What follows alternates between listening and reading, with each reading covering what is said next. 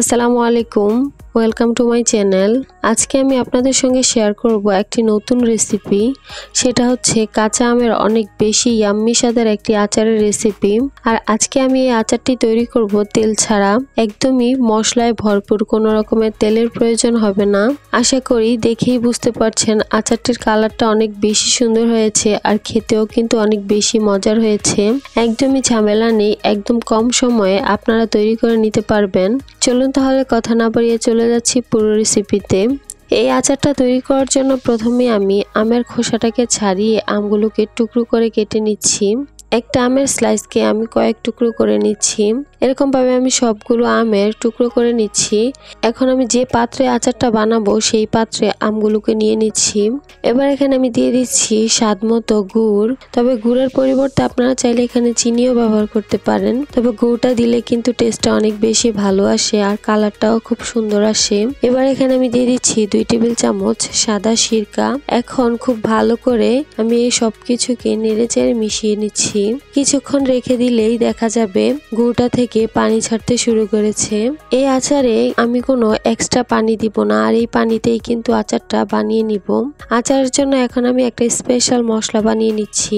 একটা পাত্রে নিয়ে নিচ্ছি 1 চা চামচ মৌরি, দিয়ে দিচ্ছি 1 চা চামচ জিরা, দিয়ে দিচ্ছি 1 চা চামচ পাঁচফোড়ন, আর দিয়ে দিচ্ছি 1 চা চামচ কালো জিরা। তবে আপনারা কিন্তু 1 চা চামচ আস্ত ধনিয়া ব্যবহার করতে পারেন। আমার হাতের কাছে ছিল না, তাই আমি দিতে পারিনি। এই আচারে যেহেতু বলেছি মশলা একটু বেশি দিব, তাই এই আচারে সবগুলো মশলা নিতে হবে। এখানে মশলাটাকে আমি অল্প আঁচে টেলে নিচ্ছি।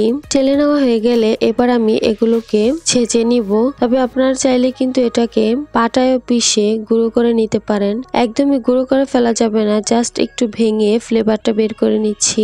অনেক বেশি গুঁড়ো করা যাবে না, হালকা একটু গুঁড়ো করে নিলেই কিন্তু মশলার ফ্লেভারটা খুব সুন্দরভাবে বের হয়ে যাবে।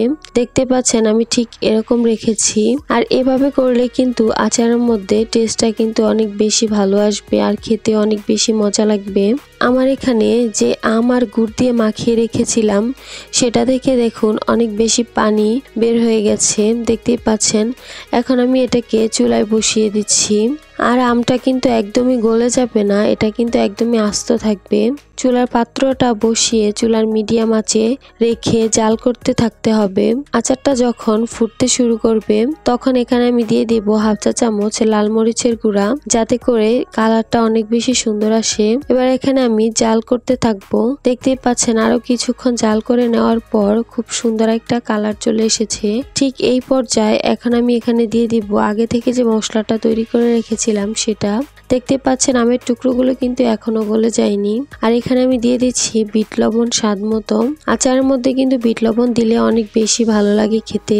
এবার আমি সবকিছুকে নেড়ে চেড়ে খুব ভালোভাবে মিশিয়ে নিচ্ছি। তেল ছাড়া এই আচারটা বানানো প্রায় শেষের দিকে।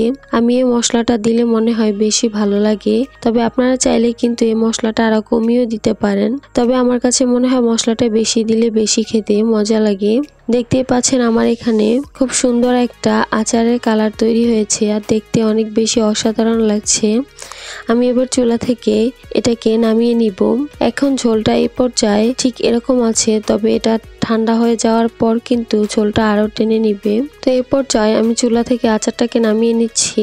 চুলা থেকে নামিয়ে এটাকে ঠান্ডা করে তারপর কোনো এয়ারটাইট বক্সে রেখে ফ্রিজের নর্মাল চেম্বারে রেখে খেতে পারবেন 1 বছর। এখন এই আচারটাকে আমি একটা বাটিতে ঢেলে পরিবেশন করে আপনাদেরকে দেখিয়ে দিচ্ছি। দেখতেই পাচ্ছেন কত সুন্দর হয়েছে কালারটা। খেতে তো অনেক বেশি ইয়াম্মি হয়েছে। দেখেই বোঝা যাচ্ছে এটা খেতে ঠিক কতটা মজা হবে। দেখেই তো নিলেন একদম কম সময় আর কম উপকরণে, একদম ঘরোয়া উপকরণে তৈরি হয়ে গেল কত সহজে আমের আচার। যাদের কাছে এরকম সহজ রেসিপি ভালো লাগে তারা আমার চ্যানেলটি সাবস্ক্রাইব করে রাখতে পারেন। আশা করছি আমার আজকের রেসিপিটা আপনাদের কাছে অনেক বেশি ভালো লেগেছে আর সহজ লেগেছে। আজকে এ পর্যন্তই। সবাই অনেক বেশি ভালো থাকবেন, সুস্থ থাকবেন। আল্লাহ হাফেজ।